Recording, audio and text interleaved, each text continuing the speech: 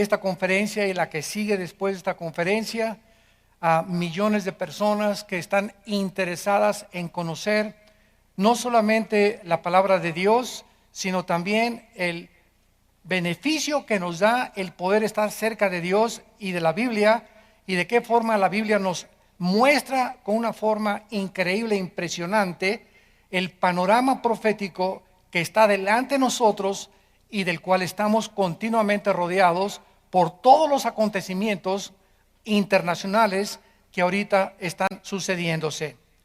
En el libro de Daniel, que es un libro maravilloso escrito hace aproximadamente 2600 años, vemos nosotros de qué forma está el futuro de la humanidad.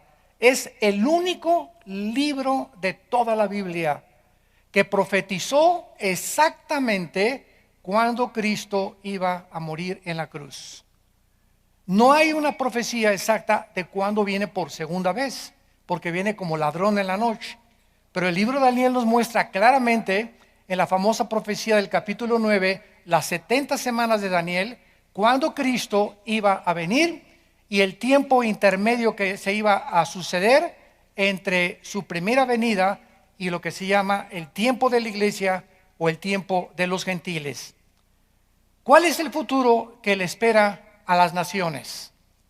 ¿Se podrá lograr la paz, la justicia y la prosperidad mediante las políticas y los tratados económicos de las diferentes naciones del mundo?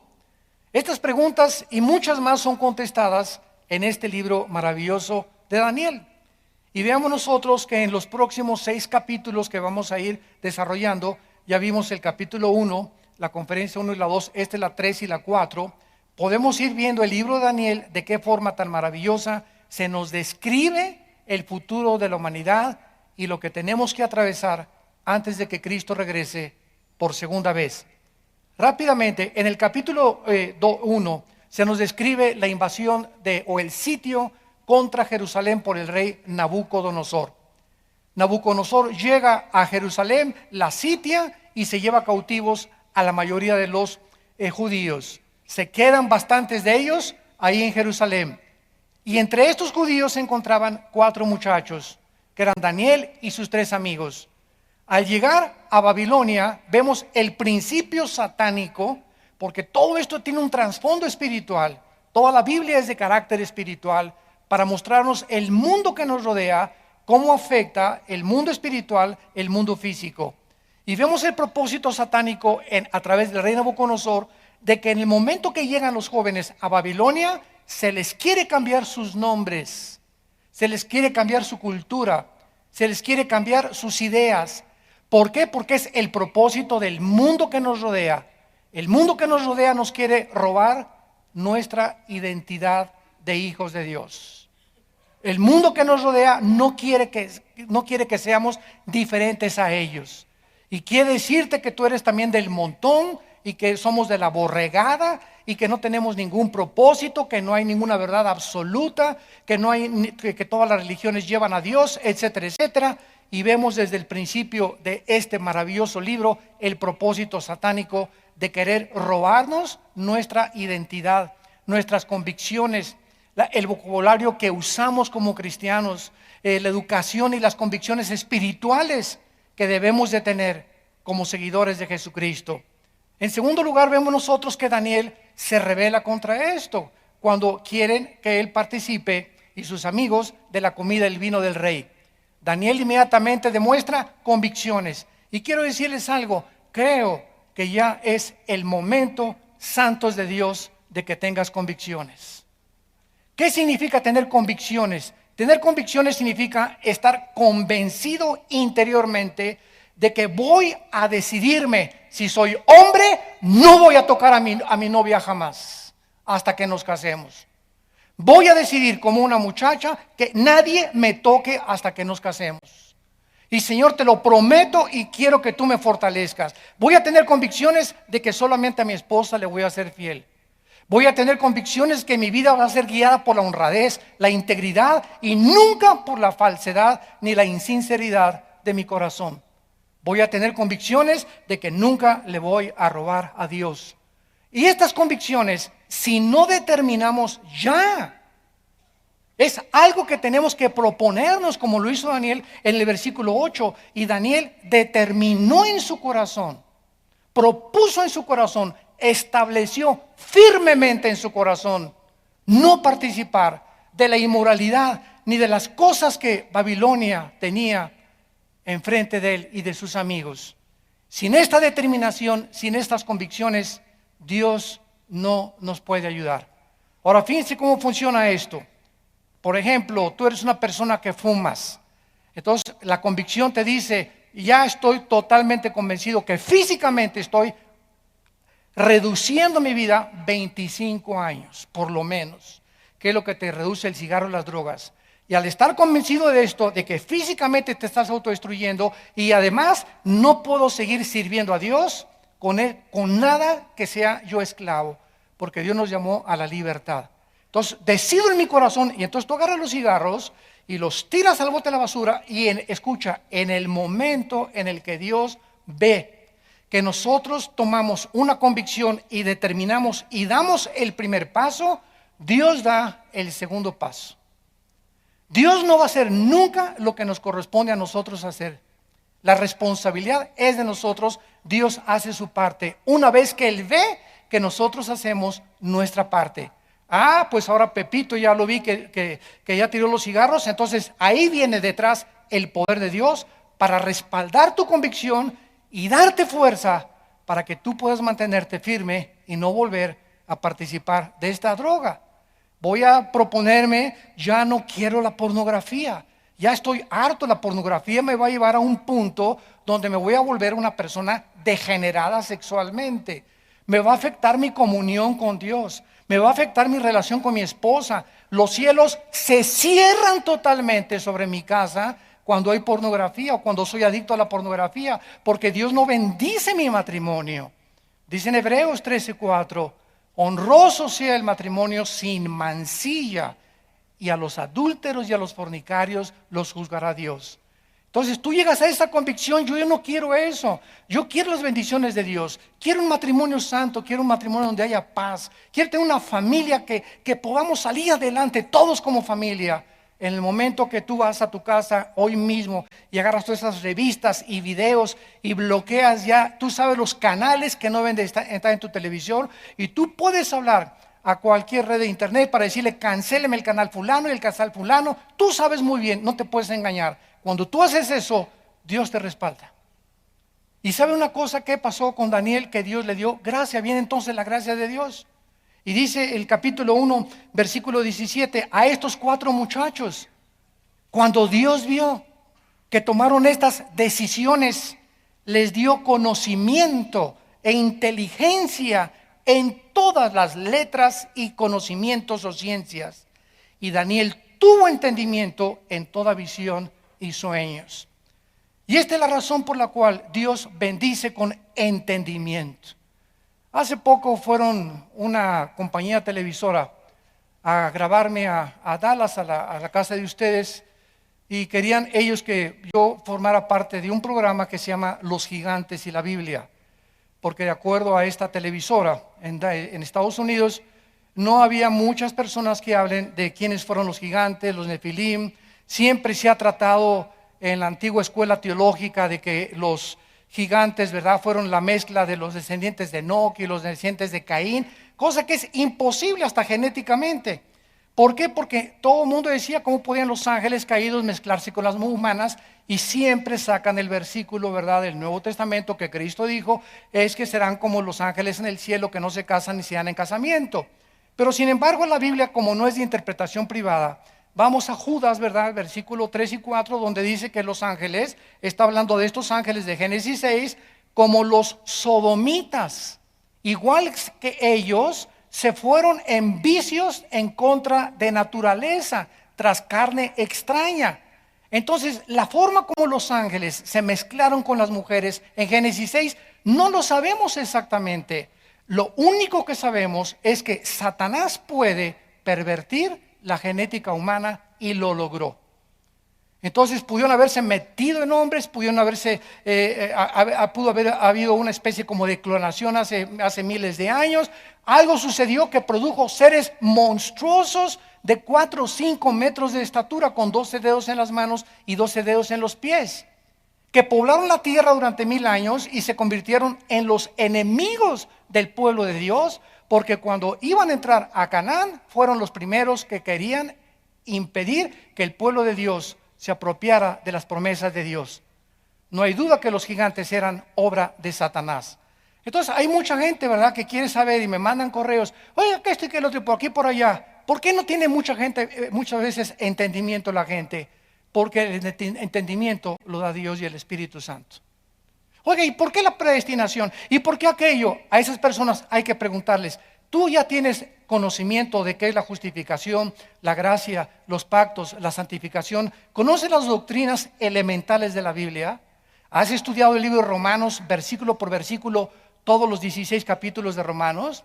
¿Ya tienes un concepto adecuado entre el libro de los Hebreos y el Antiguo Testamento? Entonces no te quieras brincar al 5º o al 6º año de primaria cuando no sabes leer el abecedario. Pero así es como está el pueblo de Dios. Demandan preguntas. Y a ver esto por qué, y a ver esto por aquello. Pero ellos no quieren pagar el precio de ellos discipularse.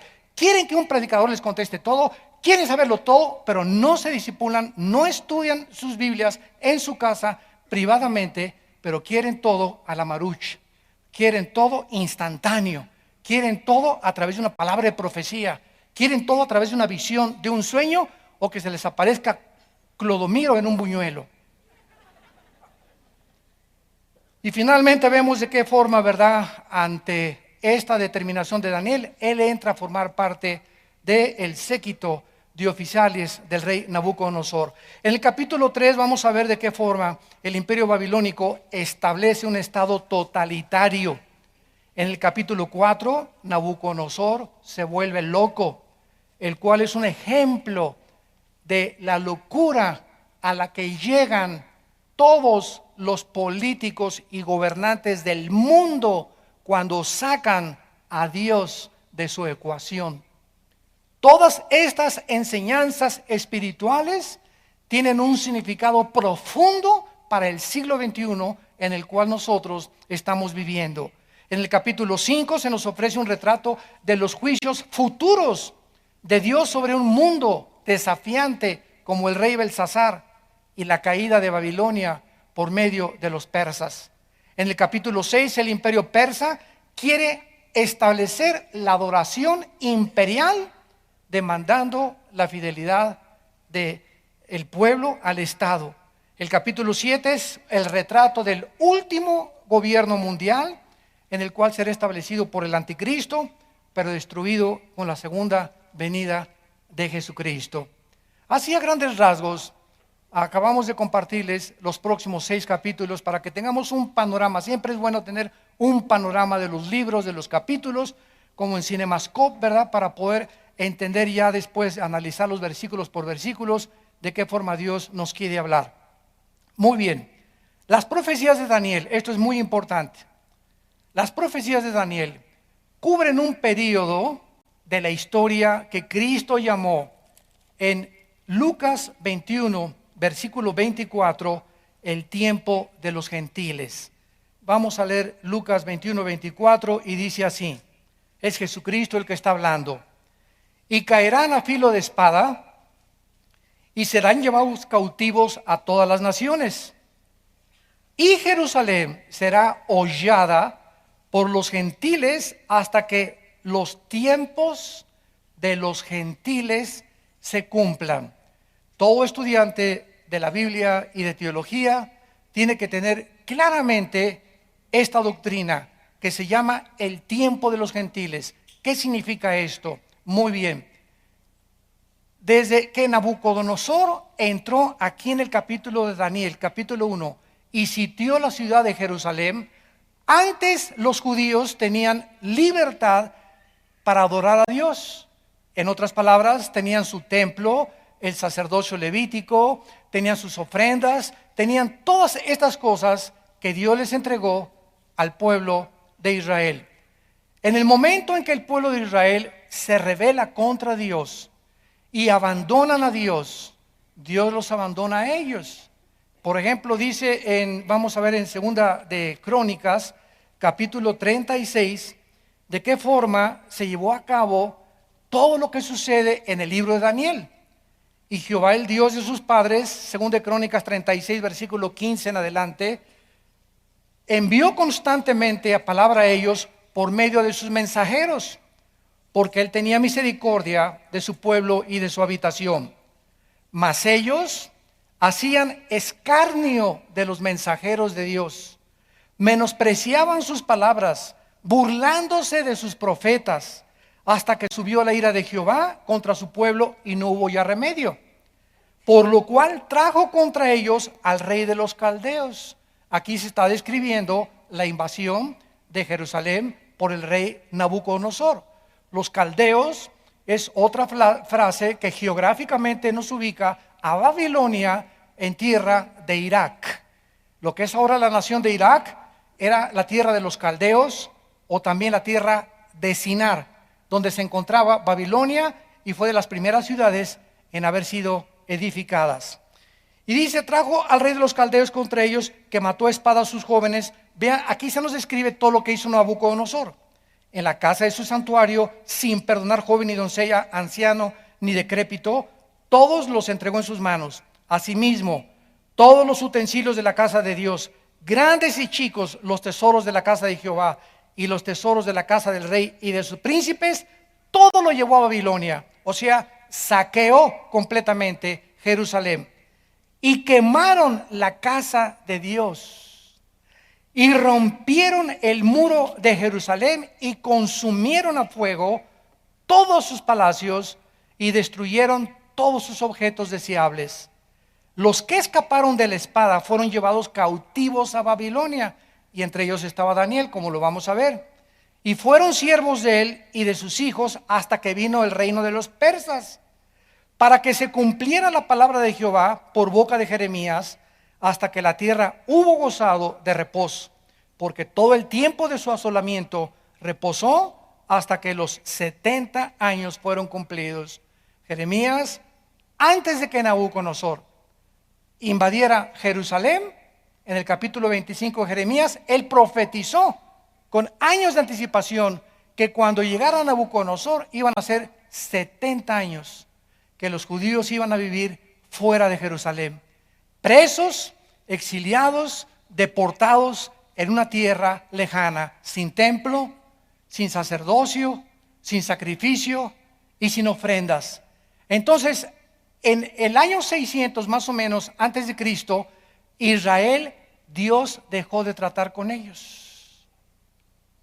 Y Israel se fue y fue dispersado por todas las naciones. Después llegó el imperio persa, como lo vamos a ver más adelante, vinieron los griegos y los romanos.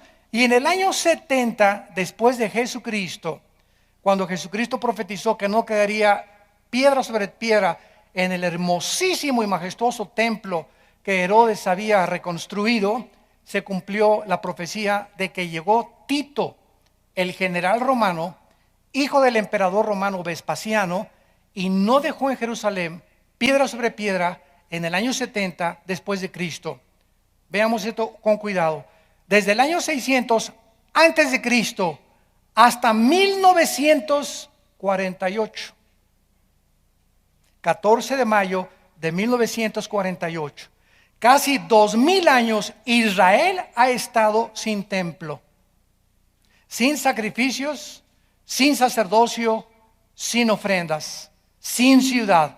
En 1948, la Liga de las Naciones promulga el decreto que anteriormente había permitido la declaración de Balfour de Inglaterra, que regresaran los judíos después de que Hitler había asesinado a más de 6 millones de ellos.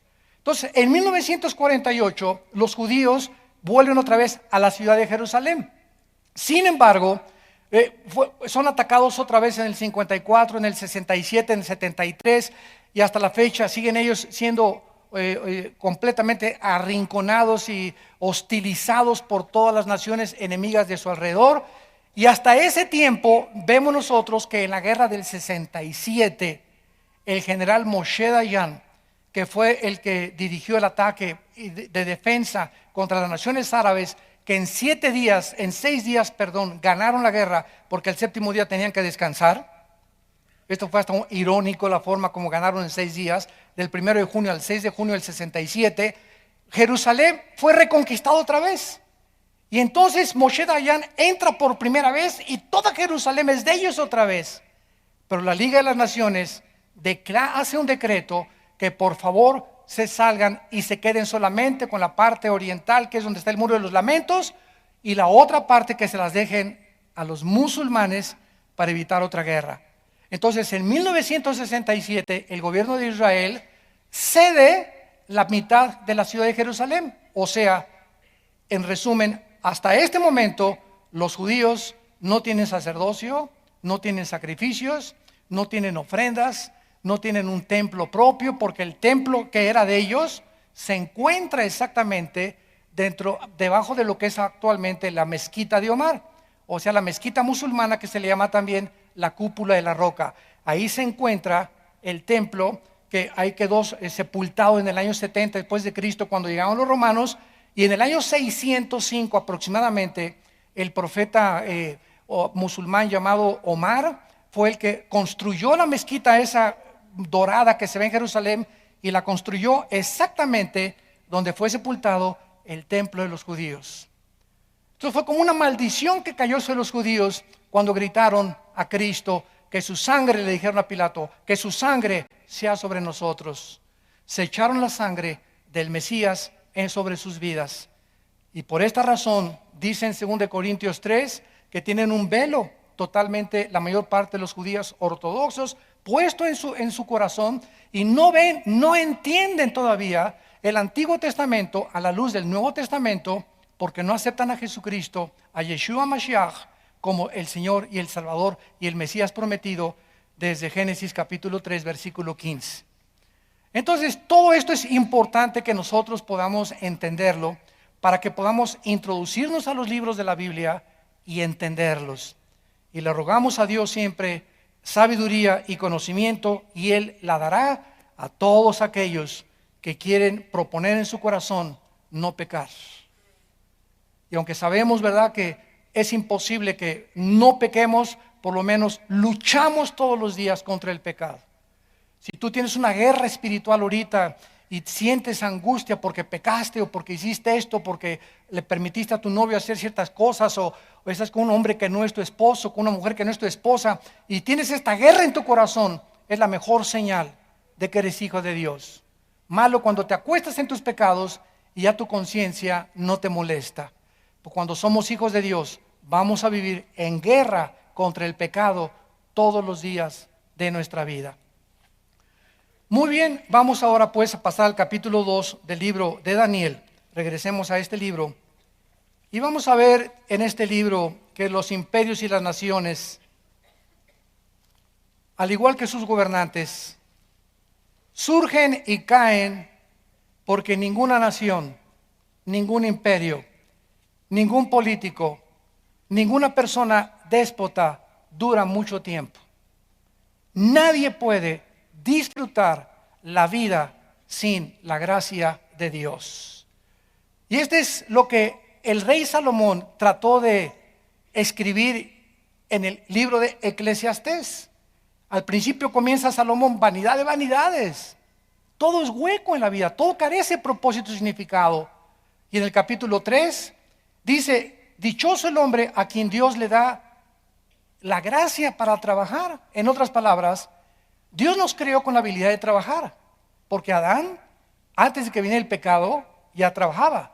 Génesis 2 le dijo Dios: no va a estar una hamaca con un coco y con un agua de limón, Adán. Nos creó desde antes del pecado para que pudiéramos ser productivos. Por favor, entiende esto. Dios nos creó para ser productivos. Tenemos que producir. Cualquier persona que no produzca es un holgazán, es un flojo, es una persona completamente dormida en sus laureles.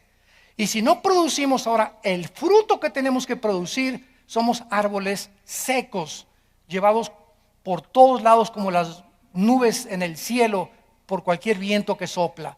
Entonces el trabajo era satisfactorio, pero cuando vino el pecado, el trabajo se volvió una carga para todos nosotros. Ay, levantarme el lunes en la mañana, y ay, el tráfico, y llegar a la oficina y verle la cara al jefe que tiene de acordeón, y ver a esta persona, y ver a aquella, etcétera, etcétera. ¿Y para qué trabajamos? No, pues mejor yo no voy a sacrificarme tanto, voy a hacerme el dinero mejor fácilmente. Y vienen las ideas, ¿verdad? Pues vamos a robar, o vamos a transar, o el que no tranza no avanza, o voy a tratar de cometer fraudes, o si tengo un taller mecánico voy a dar una bomba de gasolina usada para ganar unos centavos más. Y siempre estamos tratando de alcanzar un propósito o una meta rápido.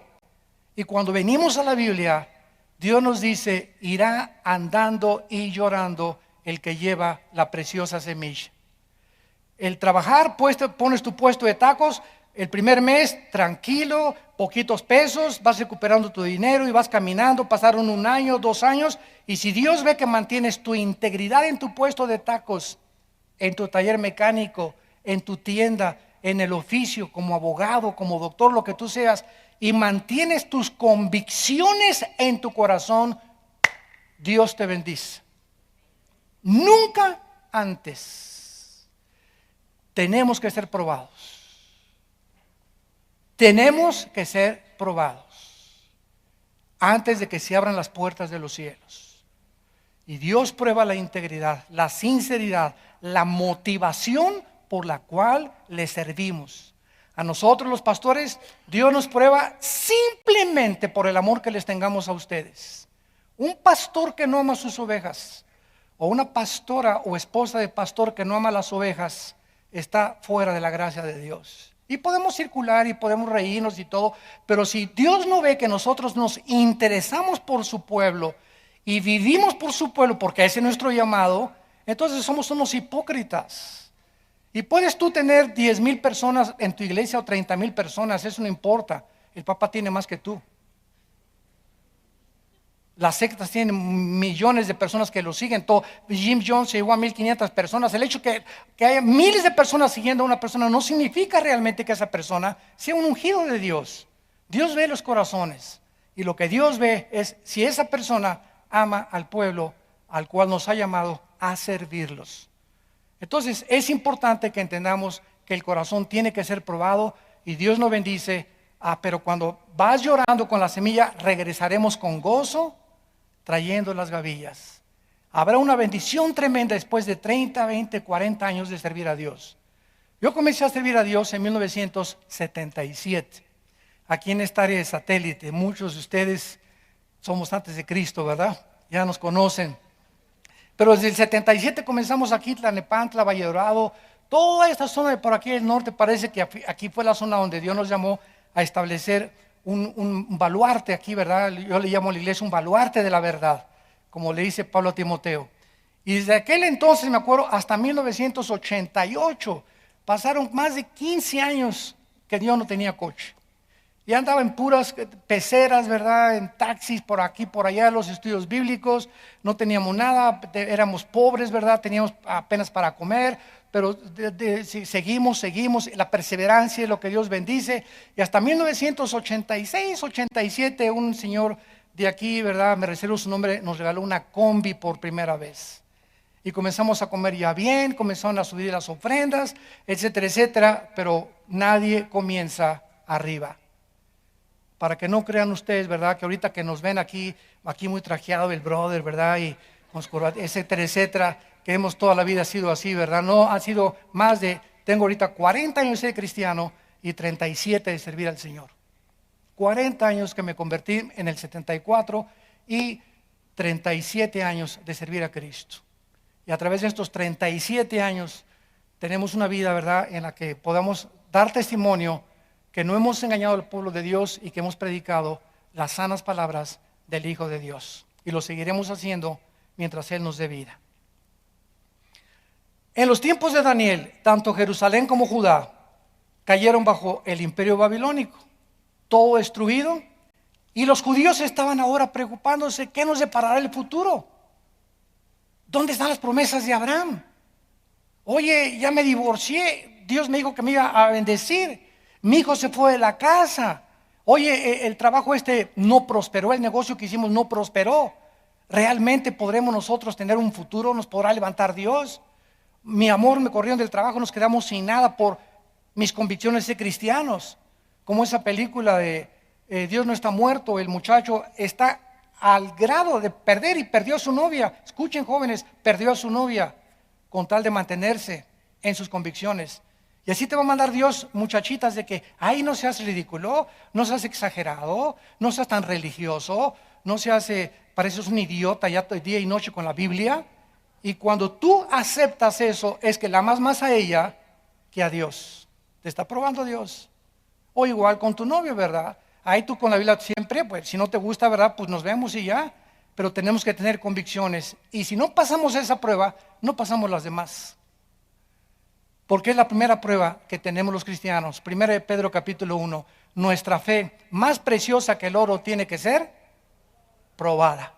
¿Cómo se prueba la fe? Ante la oposición, ante la persecución. Ahí es donde damos cuenta que vamos en contra de la corriente. Si no te gustó, pues búscate otro que te vaya a chapulinear. Si no te gustó, pues búscate otra, ¿verdad? Si no te gustó, pues renuncio, ¿verdad? Pero aquí es esto. Maestra, mis hijos no van a participar de Halloween y yo sé que usted no me va a entender, tenemos nuestras convicciones, somos cristianos, ahí por aquí, por allá, si usted nos quiere correr, que nos corra. Si usted quiere si por alguna causa tu vida corre un riesgo o un peligro por causa de serle fiel a Cristo, bienaventurado y dichoso seas. No te imaginas cómo después de esa prueba, no te imaginas cómo Dios va a abrir las puertas de los cielos para bendecirte.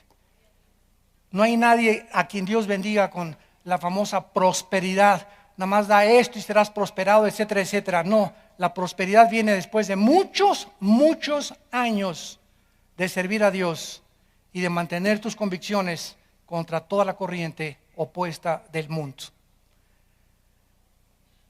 Ahora era cuando el pueblo judío necesitaba tener una esperanza. Necesitaban a alguien. ¿Y qué hizo Dios?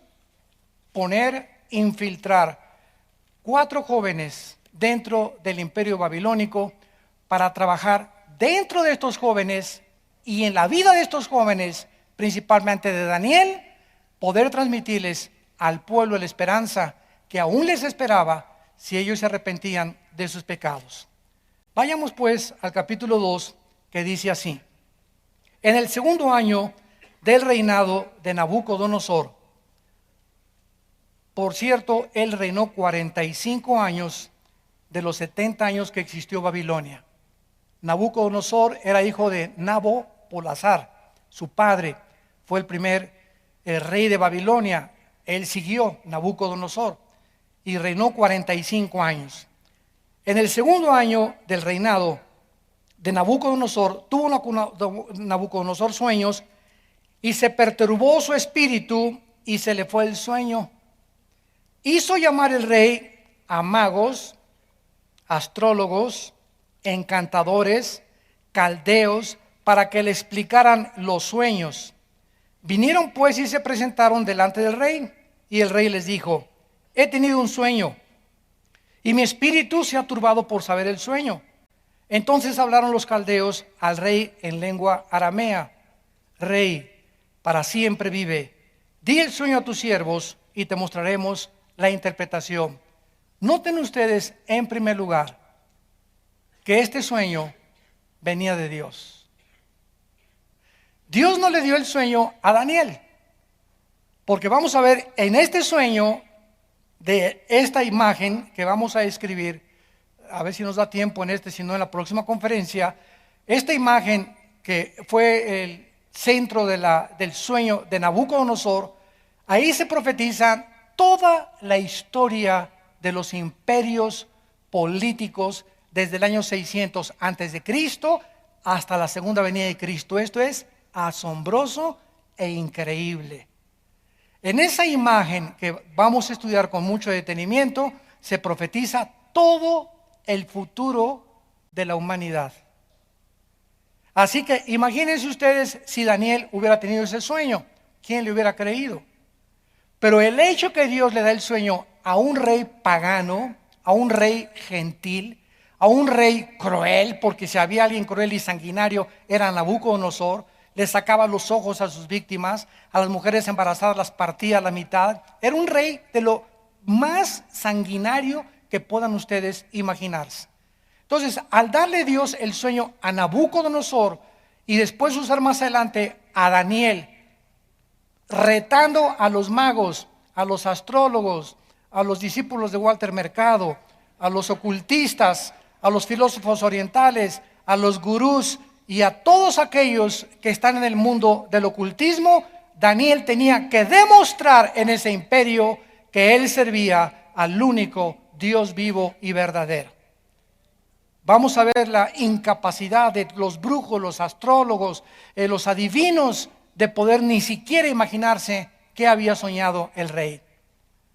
Nabucodonosor tuvo un sueño que le quitó el sueño.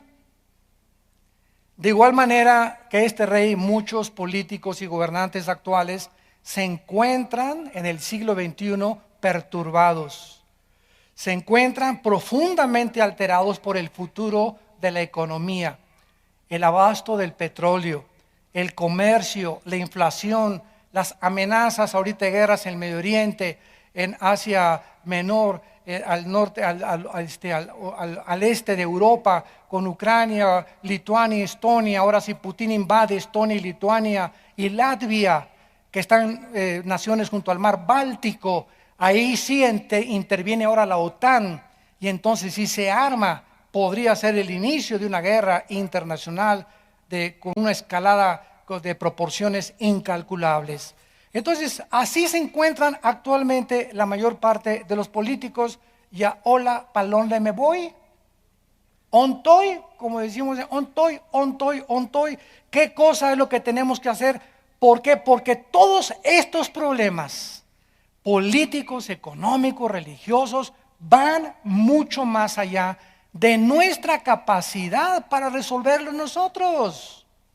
Señores políticos, economistas, gobernantes, somos hombres con pies de barro. No somos dioses. No te sientas como los Césares romanos, o como Saddam Hussein, o como Alejandro el Magno, como Adolfo Hitler, o como José Stalin. No sientan todo lo que esos hombres fracasaron en la historia precisamente por eso, por sentirse dioses, por creer que tú puedes resolver los problemas de tu matrimonio. ¡Cuánto orgullo! Por creer que tú puedes darle una buena educación a tus hijos sin tomar en cuenta a Dios. Por creer que puedes prosperar y salir adelante con paz y felicidad y tranquilidad en tu vida sin tener en cuenta a Dios.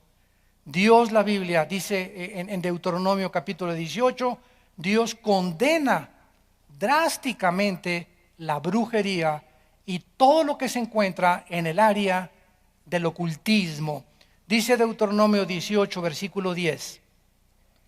No se ha hallado en ti quien haga pasar a su hijo o a su hija por el fuego, ni quien practique adivinación, ni agorero, ni sortílego, ni hechicero, ni encantador, ni adivino, ni mago, ni quien consulte a los muertos. Para que pongan atención todos aquellos que dicen que tienen comunicación con los muertos y los que se ponen de intermediarios como mediums en las sesiones espiritistas. Estás pisando los terrenos del enemigo. Porque es abominación para con Jehová cualquiera que hace estas cosas, y por estas abominaciones Jehová tu Dios echa estas naciones de delante de ti. En el libro de Levítico, antes de Deuteronomio, dice la Biblia 2-3 libros antes, capítulo 19, Levítico, versículo 26. No comeréis cosa alguna con sangre, no sean agoreros ni adivinos. Versículo 31. No se vuelvan a los encantadores ni a los adivinos, no los consulten, contaminándose con ellos. Yo Jehová vuestro Dios. ¿Qué dice la Biblia? Una persona que va a que le lea la mano, que parece juego inocente, alguna fuerza espiritual se está moviendo en la persona que te está leyendo la mano. Llámale como tú le quieras llamar. Si vas a que te lean el café, o si vas a que te lean los horóscopos, o que saquen el hígado de un pollo y el ojo de un chivo para que te lean el futuro. Cualquier persona que se involucre en este tipo de prácticas que parecen inocentes, hay energías que se vienen y que atraes sobre tu vida de maldiciones. Cualquiera que se atreva a jugar a la ouija, que porque por curiosidad, no es ninguna curiosidad ni ninguna cosa inocente, la tabla de la ouija es de lo más satánico que existe. Y si no, pregúntate tú en tu lógica elemental que tú tienes por nacimiento, ¿quién hace mover la ouija? ¿Cómo es posible? ¿Quién le da esos pensamientos? ¿Quién le da esa forma de responder?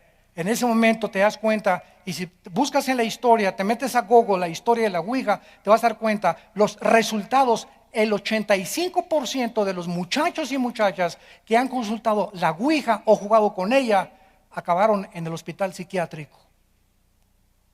O cuando se casaron tuvieron problemas gravísimos en su matrimonio de múltiples desórdenes de su personalidad. Esquizofrenia, paranoias, psicosis, manías depresivas, todas estas cosas que la psicología y psiquiatría clasifica como problemas mentales, no son mentales, son problemas espirituales que has atraído a tu vida por maldiciones de tu pasado. La Biblia prohíbe, y ahorita vemos qué increíble es que la mayor parte de los gobernantes en el mundo, europeos, sudamericanos, consultan a brujos, se hacen baños con los brujos, participan de los ritos o rituales de los brujos, de los astrólogos, sin darse cuenta de qué cosa están ellos participando y por qué a esos países les va como les va.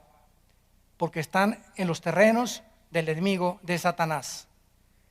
Llegaron los astrólogos y los magos y dice en el versículo 5, que el rey, cuando le dijeron los astrólogos y los magos, bueno, dinos qué soñaste. Qué fácil se la pusieron. Dinos el sueño. No, pues vi una estatua, etcétera, etcétera. Y te vamos a dar la interpretación. Nabucodonosor sabía que si él les decía el sueño, iban a sacar una tontería.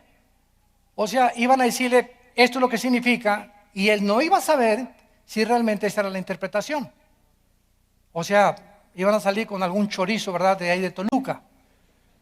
Entonces el rey les dice, ¿verdad? No les voy a decir el sueño. Y los brujos y los astrólogos le rogaron, no, dinos primero el sueño y te lo interpretamos. No, yo quiero, si ustedes dicen que en el mundo del ocultismo, en el mundo de la astrología, en el mundo de la brujería, es más grande y realmente conoce Satanás el futuro como lo debe conocer Dios, díganme ustedes de qué se trata. ¿Y saben ustedes que este es el desafío de la Biblia? Vean ustedes aquí en Isaías capítulo 44, Isaías 44, el desafío que Dios lanza al mundo. Versículo 6 al 8, así dice Jehová, Rey de Israel y su Redentor. Isaías 44, 6. Jehová de los ejércitos, yo soy el primero y yo soy el postrero, y fuera de mí no hay Dios. Y vean ustedes la pregunta que hace Dios, ¿y quién proclamará lo venidero? A ver, pregunta a la vuelta del mercado, a los gurús que te pongan en orden la historia del mundo desde Adán hasta la segunda venida de Jesucristo. Consulta el Corán, consulta el Tripitaka de los Budas, consulta los Vedas de los persas, consulta los libros sabios de Confucio. Dice Dios, consulta los libros que tú quieras. No existe ningún libro que se considera sagrado que nos pueda poner en orden la historia del ser humano como lo hace la Biblia. Esto es más que una evidencia para aquellos que se dicen ateos o agnósticos o escépticos. Porque las evidencias aquí están, si hay un Dios, es lógico que Él es el único que puede poner en orden el futuro y decirnos qué va a pasar y qué va a pasar y qué va a pasar y qué va a pasar en el orden en que Él lo estableció, como fue el orden de estos imperios que sucedieron al reino babilónico y que designaron todas las cosas que iban a seguir después del reino de Babilonia a través de la historia del mundo. Y dice a continuación del versículo 7, y lo pondrá en orden. ¿Quién dice Dios? Proclámalo y lo pone en orden delante de mí, como hago yo desde que establecí el pueblo antiguo. ¿Se acuerdan de Génesis? ¿Qué pasó desde Génesis? Abraham, tu descendencia se va a ir a Egipto y serán cautivos 400 años y después saldrán, y recorremos Génesis y recordemos el Éxodo y Levítico y los Números, y vemos cómo Dios va mostrándoles a cada uno de los líderes la continuación de todo su plan, y hasta que llegamos a Cristo. Y cuando llegamos a Cristo, al Nuevo Testamento, Él es la imagen del Dios invisible. Habiendo hablado Dios muchas veces de otras formas, por sueños, profecías, apariciones, visiones, por los profetas, ahora nos ha hablado por Jesús Hijo. Cristo es la última palabra y revelación de Dios al mundo, Jesucristo. Y Jesucristo les revela a sus discípulos en un orden perfecto todo lo que iba a pasar después de que lo crucificaran. Cuando tomó la última cena, Cristo pregunta, ¿quién le dijo que era la última vez que estaría con sus discípulos? ¿Cómo sabía él que exactamente en esa noche lo iban a aprender? Porque él conocía el tiempo que Dios le había dado para su futuro. Solo Dios lo podía hacer. Y siempre Jesús dijo, mi tiempo no ha llegado. Desde que nació estuvo consciente Jesús de que el tiempo de su vida y su muerte serían el tiempo exacto que el Padre había escogido. Buda jamás lo dijo, Mahoma jamás lo dijo, Maharashi Dashi Kakashi Kukuchi tampoco jamás lo dijo, tu padrino. Y así podemos investigar. Fue una de las formas en las que yo pude llegar al conocimiento de la verdad, santos de Dios. Investigué con esto y me metí en esto y por acá y esto y el otro, y hasta fuimos a ver a doña Sabina allá a Río Hondo, Oaxaca. Imagínense nada más, a buscar que nos dieran a través de un viaje, ¿verdad? Y una revelación y esto y el otro, y el Che Guevara, no, eres lo máximo, ese es mi papucho de papuchos, y esto, y Marx, y Nietzsche, y Sartre, y todos. Y cuando llegué a Jesucristo caí de rodillas diciéndole, tú eres el Señor, tú eres el Hijo de Dios.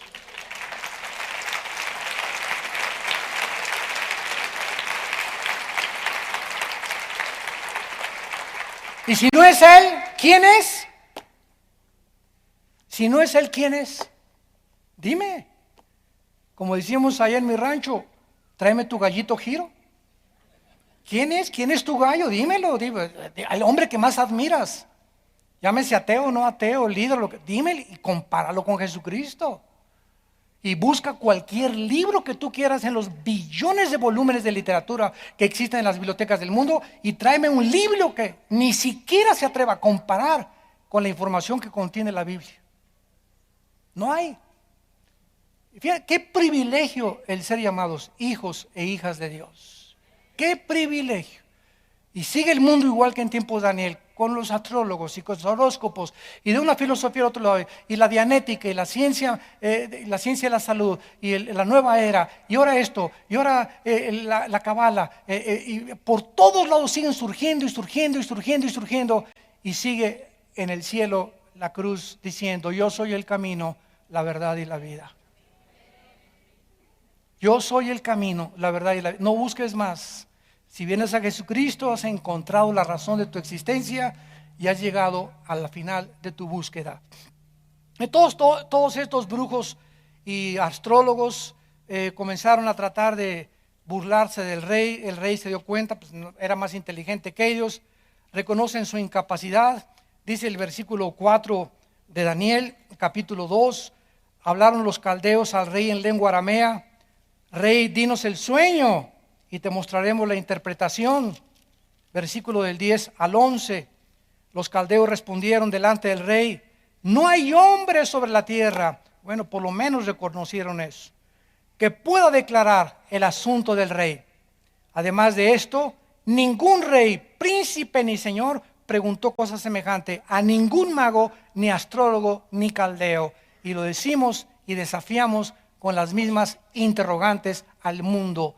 ¿Quién se puede atrever a decirnos de dónde venimos? ¿Quién se puede atrever a decirnos quiénes somos? Ahora han inventado hasta que somos una chispa que vino de un ADN de otra galaxia. En History Channel se está manejando esto. Impresionante. ¿Quién se puede atrever a decirnos hacia dónde se dirige el mundo? ¿Cuántas guerras faltan para que venga Jesucristo? No hay nadie, ningún hombre que pueda atreverse, más que la Biblia y sus profetas, que nos pueda decir exactamente quiénes somos, de dónde venimos, cuál es mi propósito, por qué nací, quién soy, de dónde vengo, hay vida después de la muerte. ¿Quién me lo puede decir? Más que Jesucristo, que se levantó de los muertos a los 3 días. Qué maravilloso libro tenemos en nuestras manos. Y esto es precisamente el mensaje del cristianismo, que Dios ha entrado a la dimensión visible y física para revelarnos, santos de Dios, lo espiritual y lo invisible. Dice Juan el Bautista en el capítulo 3 de San Juan, versículo 31 y 32. El que de arriba viene es sobre todos. El que es de la tierra es terrenal y cosas terrenales habla. El que viene del cielo es sobre todos. Y lo que vio y oyó, esto testifica, y nadie recibe su testimonio. Qué ironía del ser humano. Cuánta contradicción hay en nosotros. Increíble que le puedas creer más al Che Guevara, o a un astrólogo, o a un ateo, o a un pseudoastrofísico, ateo o agnóstico, o que le puedas creer a Buda. Increíble que le puedas creer a cualquier otra persona más que aquel que vino de arriba. Todos los seres humanos, dice la Biblia, excepto Jesucristo, nacimos aquí. Pero Cristo ya existía antes de que Él bajara del cielo. Entonces, si Él viene de arriba, y si queremos saber cosas que van más allá de nuestra capacidad, tenemos que tener una revelación que venga más allá de nosotros. Del cielo, del creador, del mundo espiritual invisible que no podemos ver con nuestros ojos. Jesús baja de la dimensión invisible, espiritual, al mundo y nace de una virgen en un pesebre rodeado de animales. Dios es un Dios humilde, que se deja manosear por nosotros, que se deja que le chicoteen el cuerpo, que no responde en la cruz, que nos viene a enseñar las lecciones más grandes que existen de la moral y de la ética, que nos viene a mostrar que el camino de la victoria es el amor, pero no el amor simplemente físico, ¿verdad? El amor que no pide nada a cambio, el amor que se entrega a los demás sin considerar a sí mismo su propia vida, porque no hay mayor amor que el que da su vida por los amigos. Viene del cielo a mostrarnos que el Padre está interesado en tu vida, que Dios te ama y que hay cientos de dudas en el mundo que nos rodea y todavía las habrá, porque el día que alguien no tenga dudas, ya no necesita a Dios, porque ya eres Dios. Así que mientras seguimos el camino que estamos siguiendo hasta que Cristo venga, vamos a tener dudas y las vamos a encontrar dudas y las vamos a resolver, vamos a encontrar cosas que van más allá y nos vamos a pelear que esto y que el otro y por puntos de vista y perspectivas, pero podemos caminar con Cristo y llegar al conocimiento pleno de la verdad. Y esto es lo que Dios nos ofrece a través de su Hijo. Yo soy la resurrección y la vida, dijo Jesucristo, y cualquiera de ustedes que cree en mí no se va a perder, sino tendrá la vida eterna. Nadie ha bajado del cielo más que el Hijo de Dios. Se encarnó en un hombre para mostrarnos cuál era el camino de la verdad, de la justicia y de la santidad. Y finalmente, vemos aquí en Daniel que ante la incompetencia de estos magos y astrólogos, el rey Nabucodonosor los condena a muerte. Y dice el versículo 12 del capítulo 2, por esto el rey, con ira y con gran enojo, mandó que matasen a todos los sabios de Babilonia. Y se publicó el edicto de que los sabios fueran llevados a la muerte, y buscaron a Daniel y a sus compañeros para matarlos. Y aquí vamos a ver después qué increíble el carácter de Daniel. ¿Se imagina a Daniel? Aleluya, gloria a Dios, que se los echen a todos. Y sin embargo, vamos a ver más adelante algo impresionante, que Daniel intercede ante el rey y él le dice, aquí voy a este es el sueño, rey, y con eso les perdona la vida a todos los brujos y a todos los astrólogos.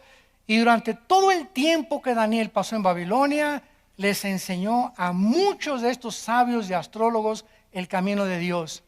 ¿Quiénes fueron los que siguieron la estrella de Belén cuando Cristo nació?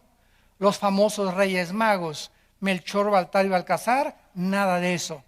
Ni San Clodomiro, ni San Perico de las Palotes, ni tampoco ni San Patricio. La Biblia no menciona nombres, ni que eran negro, ni blanco, ni amarillo. Menciona a 3 hombres que tenían conocimientos científicos, no de la astrología, sino de la astronomía. Estos hombres, perfectamente bien, guiados por esa estrella, eran sabios de Babilonia. Y ahora se comprueba que venían de Irak.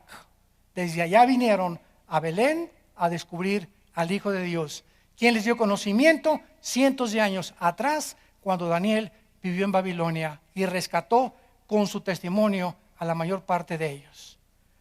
Padre, te damos gracias por tu palabra. Qué maravillosa es tu ley, Señor. Lámpara es a nuestros pies, lumbrera a nuestro camino. Oh Señor, guíanos conforme al camino de la justicia. Gracias porque tú eres un Dios santo y amas la santidad y vives en la luz. Tuya es la sabiduría y tuyo es el poder. Tuyo es el quitar reyes y poner reyes. Tú mudas los tiempos y las edades. Tú revelas lo profundo y lo escondido, y contigo mora la luz. A ti, Dios de nuestros padres, Abraham, Isaac y Jacob, te bendecimos por habernos regalado a tu santo Hijo Jesucristo, quien ha venido a iluminar nuestras vidas, a darle propósito y significado a nuestras vidas y a mostrarnos el camino de la verdad. En esta mañana Él les ofrece a muchos de ustedes que vengan a la cruz. Y si en esta mañana hay personas que quieran invitar a Cristo por primera vez, dile estas cosas en lo secreto de tu corazón. Señor, te pido perdón por mis pecados. Creo que en la cruz pagaste con tu sangre por ellos y que a los 3 días resucitaste de los muertos. Te pido que entres a mi vida como mi Señor y mi Salvador. Lávame con tu sangre preciosa. Quiero vivir para ti y conocer la verdad. En el nombre de Jesús. Amén. ¿Quién vive? Gracias a Dios.